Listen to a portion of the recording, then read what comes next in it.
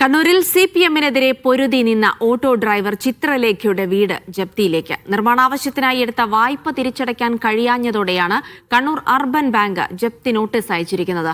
വീട് വിൽപ്പന നടത്തി വായ്പ അടയ്ക്കാൻ അവസരമൊരുക്കണമെന്ന ചിത്രലേഖയുടെ ഭർത്താവിന്റെ അപേക്ഷയ്ക്ക് ഇതുവരെ സർക്കാർ അനുമതിയും ലഭിച്ചിട്ടില്ല. ജാതി വിവേചനം, ജീവിതമാർഗമായ ഓട്ടോറിക്ഷ കത്തിക്കലടക്കമുള്ള സംഭവങ്ങളിൽ CPM-നെതിരെ ശക്തമായ പോരാട്ടം നടത്തിയ ചിത്രലേഖ കഴിഞ്ഞ വർഷം ഒക്ടോബർ 24-നായിരുന്നു മരിച്ചത്. ഭർത്താവും മകനുമടങ്ങിയ കുടുംബത്തിന്റെ ആകെയുള്ള ആശ്വാസം ചിറക്കൽ കുതിരത്തടത്തെ 5 സെന്റ് ഭൂമിയും വീടുമാണ്. 2016-ൽ പട്ടയം പണയപ്പെടുത്തി കണ്ണൂർ അർബൻ ബാങ്കിന്റെ ചെട്ടിപ്പീടിക ശാഖയിൽ നിന്നുമെടുത്ത 5 ലക്ഷം രൂപയുടെ തിരിച്ചടവ് മുടങ്ങിയതാണ് ജപ്തിയിലേക്ക് നീങ്ങാൻ കാരണം. നിലവിൽ 8,90,000 രൂപയോളം തിരിച്ചടക്കാനുണ്ട്.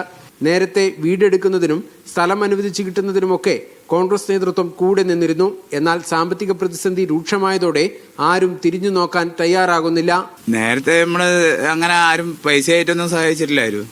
KM ഷാജി MLA വീട് വെച്ച് തരാന്ന് പറഞ്ഞിട്ട് അത് പാതി വഴിക്ക് ഇട്ടിട്ട് പോയി.